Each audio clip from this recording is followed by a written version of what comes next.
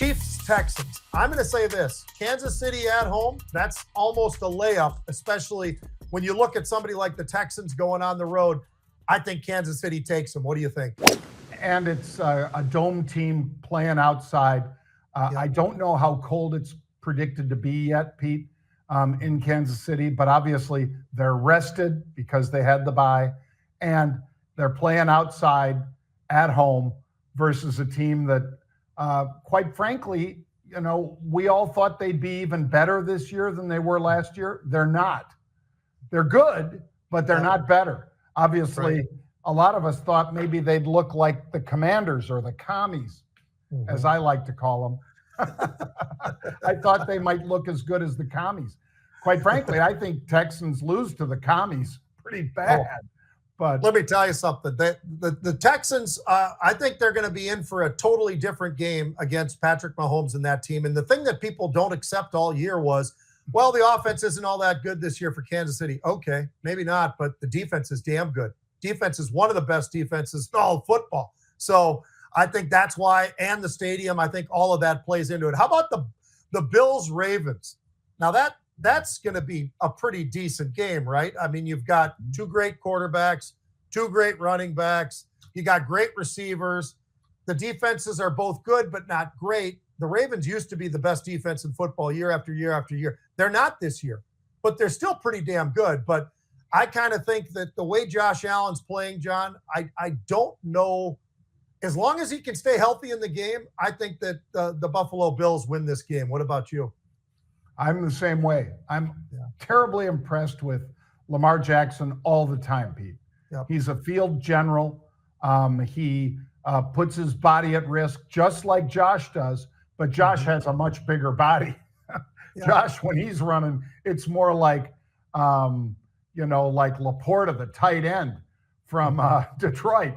They're both about the same size, Pete. I mean, Josh Allen is a big dude. I was with him at the Masters last year, and his thighs, he was in a pair of shorts, Pete. That kid's got big legs. He's not like one of these skinny mini guys. He is a big, strong kid. I give the edge to him, although Buffalo's got to find an answer for the king, Pete, because if they can just slam that guy at Buffalo, it keeps the ball away from Josh Allen. So if they could run like they did, obviously but it's Pittsburgh, and TJ Watt didn't have his greatest game. And Pittsburgh's defense isn't as good as the Bills, in my opinion, Pete. Right. So no, I agree. But he had like 180 yards. They only rushed for 300 in the game, John. The Ravens. They had 300 yards rushing. King Henry, as you called him, Derrick Henry. That guy is a freak show, and everybody in the NFL is going to have figure out that actually the running game really does matter, because just about every team that we're mentioning right now in the playoffs has a good running back and a good running game. Nobody as good as Baltimore, which makes them damn scary, in my opinion. All right, Lions, Commanders, John. Lions, well, they got a couple of running backs, I think, that do pretty well, particularly Gibbs, not so shabby. Jaden Daniels has been spectacular. He's probably the best rookie quarterback that we've ever seen, quite frankly, I think. Wasn't Marino his first year? Did he not go to the Super Bowl, though, John? Dan Marino, I think. I think so, Pete. And never went back. I don't know that he ever made it back to the Super Bowl. We thought, well, they're going to go for 5. But in any case, Jaden Daniels, all he does, John, is throw the ball with incredibly high percentage, which is impressive. And in his first playoff game, he had 0 interceptions. That guy's got ice going through his veins. And they're a pretty interesting team, but they're not going to beat the Lions, I don't think. I think the Lions are just amazing, even with all the guys that are hurt on their defense. Yeah, you didn't notice it against the Vikings, that's for sure. They didn't need, the fact that they had 11 guys on IR from the defense alone says a lot. I think you're right that I really like the Commanders, but you played Tampa Bay to a tie, really, and you won. You deserve to win. You won, but I don't think Tampa Bay is the Detroit Lions. I think that crowd is going to be deafening. They're coming off the a bye, and I think, Pete, they're going to be ready to play some football. Yep. You said it too on the how loud it was. Everybody that I've talked to that came back after the Minnesota Lions game that was, the week before, they all just said it was deafening. They literally walked out of there like, their ears were ringing when they left because it was so freaking loud out there. And the Vikings owners thought it was a big deal to buy $2 million worth of tickets, to go in there. It's like, okay, the 2,000 tickets you bought really don't mean much in that stadium because the rest of them are wearing Honolulu blue and silver. All right. How about this one? Eagles-Rams, John. Now, what happens in this game? Rams are going to have to go on the road, right? They get out there to Philadelphia. Philadelphia has a pretty good running game themselves. I keep bringing this up because it's the running game that matters. It's not about all these receivers. And Shaquan, your guy, is phenomenal. I'm not so sure about Hurts. I can't figure that guy out. He can look great sometimes, and then he just kind of tucks away and he falls away, and we don't know where he is. But I still think that the Eagles, because of their defense is that good that they can be a game changer. And the Rams have a damn good defense as well. But I'll tell you what, I think Philadelphia's defense and their running game is the reason Philadelphia wins this game. Well, here's where we differ. I think Stafford is playing at the highest level I've seen him play. I mean, whether it was the pure passing overhead throws like that, Pete, or whether it was he had to sling it sideways, which he did on that second touchdown, I think, that he threw. Might have been the first, but first or second touchdown, he rolled left, looked for a guy, had him, and then decided, nope, and he quick whipped it sidearm and drilled it right into the guy's hands. I think he's playing really, really well. And their defense, you already said it, their defense is a bunch of young, hungry guys.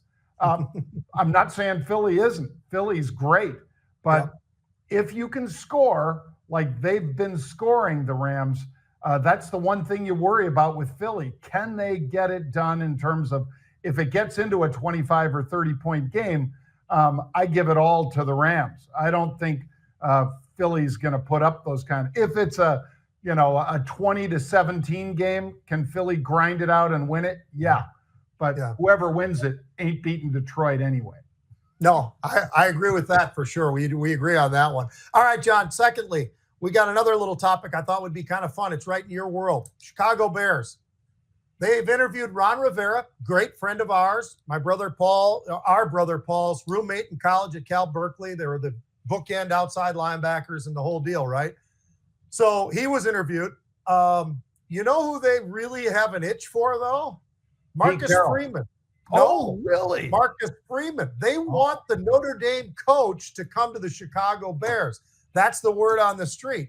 Now, Pete Carroll wants the job, but are they going to give it to a guy who's in his 70s? I don't know. Maybe. Pete always has had that youthful side to him, California guy and all that kind of stuff.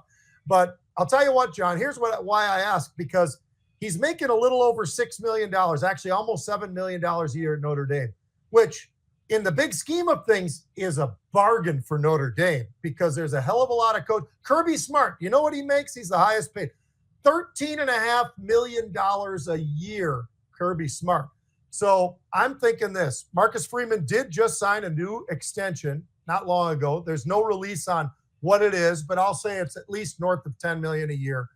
But here's the other side of it. Let's say you get $11 million offered to you at Notre Dame and $12 million to come coach the Bears.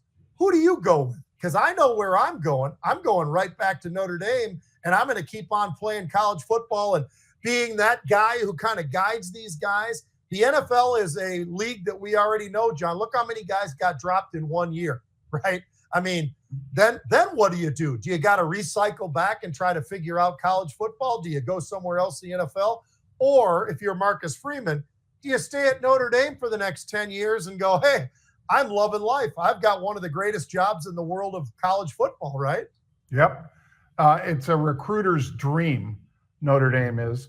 And obviously they get some fantastic players.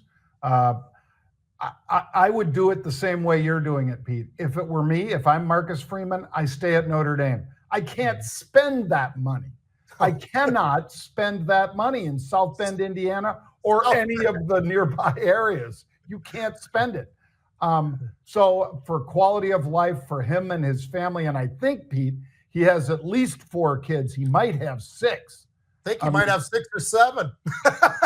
So a lot better there than up in Chicago, in my opinion. So from a family standpoint, and the money is going to be about the same. Now, also, even the McCaskies, it was said about the Hallises, but they throw around nickels like they're manhole covers.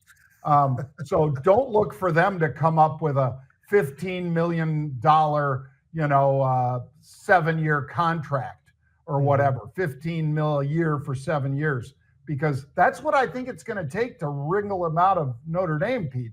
Because again, quality of life, living in Chicago. He's not going to live in the city, of course, because the Bears practice up in the north side. So at least his family would be going to good schools and it's safer.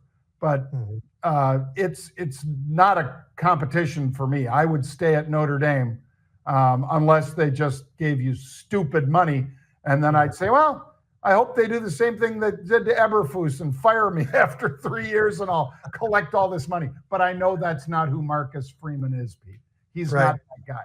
And he loves his young players and he loves God. He talks about it all the time. And that the loving God part doesn't play so well in the NFL sometimes, if you know what I mean.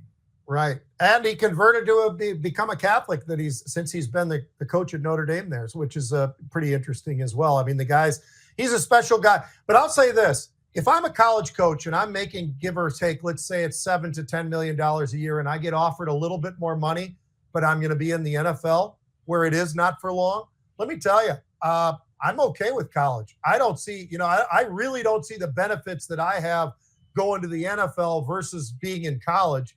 I don't think it's a huge jump to the upside. Matter of fact, I think it's more sideways to down to go to the NFL, quite frankly. I think college football it's a much different sport, and people love it, and you've got your fans, and you've got the monster stadiums and all the things that go with it. And oftentimes it's in towns that are towns, not huge cities. And because of that, it makes it a lot different experience, I think, for a lot of these guys. And the longevity. I think that says it all. Yep. Well, if you agree with Pete, text him or go on X. Go on X and hit up at PETENAJARIAN. Hit up Pete NAJARIAN and tell him, I agree, Pete. I'd stay if I'm Marcus Freeman. I'd stay at Notre Dame. Or you're crazy. I got one of the best young quarterbacks who all I got to do is get some offensive line around him, and the kid's going to be a world beater. And I could win 2 or 3 Super Bowls and be a legend like Lombardi. So let us know which way you want to go with that, folks. At Pete NAJARIAN on Twitter. And we'll put up a poll and see what you say. All right. We'll be back tomorrow at 1 p.m. Eastern Time. Have a great one, everybody.